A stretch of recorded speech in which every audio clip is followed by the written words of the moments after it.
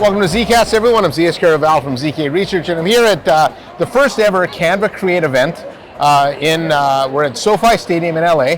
I'm joined by Anwar Haneef. You are, Anwar, can you quick intro on yourself? You run the ecosystem program here? Yeah, my name is Anwar Haneef. I'm the GM and head of ecosystem at Canva. I focus on building platforms, APIs for our partner developers to create experiences within Canva and for Canva to work with other products. Okay, and as I mentioned, this is the first ever Canva Create event. And can you just tell me a little bit about the event, what you're hoping to accomplish here, who the attendees are?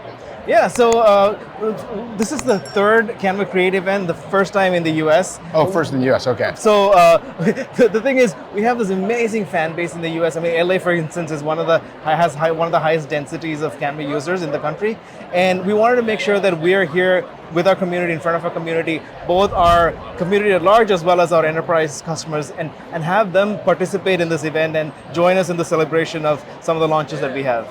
Yeah, it's packed here. The keynote in the YouTube theater was packed as well, so it was great to see that. Lots of energy here, and I'll tell you, I go to a lot of corporate events, all different tech vendors, and I've never seen a keynote like that before. There was lots of dance and a lot of excitement, so that was fun to see.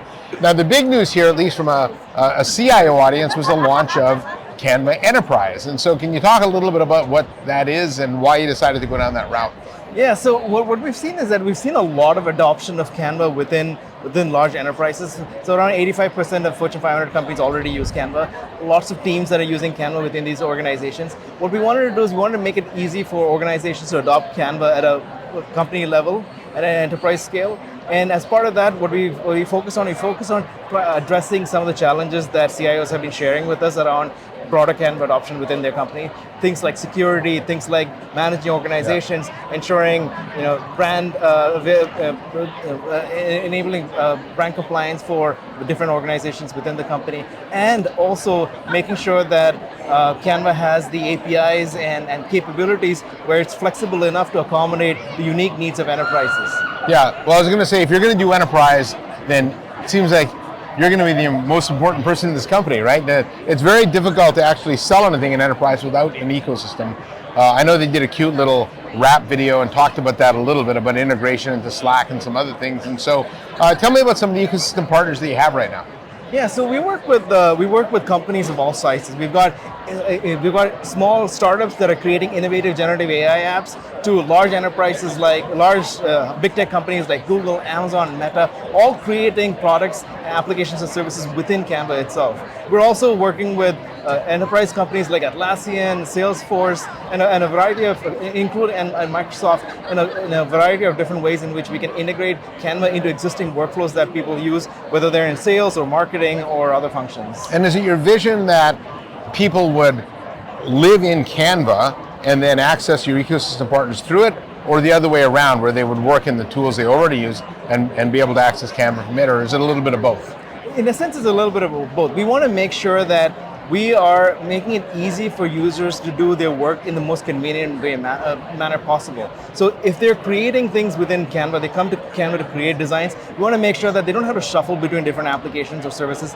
They can do a lot of the work that they want to do within Canva. An example is Asana and Monday, for example. If a creative is given assigned tasks within Asana or Monday, they don't need to shuffle between that and Canva when they're trying to figure out, complete their task. What they can do is they can work within Canva and then use the Monday or Asana app within Canva to figure out what tasks they need to do, complete the task, and then update the status within the app on Canva itself.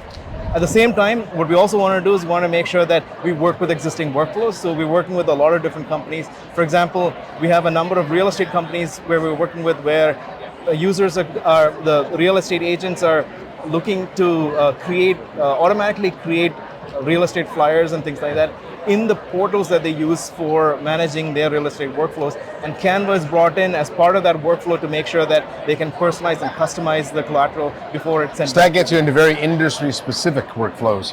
right? We're open. We built this platform that works across industries. So we are also focusing on industry-specific workflows. We're also focusing on function-specific workflows. For example, earlier today we spoke about how we're working with companies like Salesforce in making it easy for example, our own sales team within Canva. When they go into Salesforce, they have the ability to automatically create presentations using data that they have from Salesforce and automatically generate that from Salesforce without having to step outside. So we're also trying to make sure that Canva capabilities are available to every product that users are already using today. Well, that's really cool. And now, if you're going to sell an enterprise, the one thing every CIO is going to ask you about is security.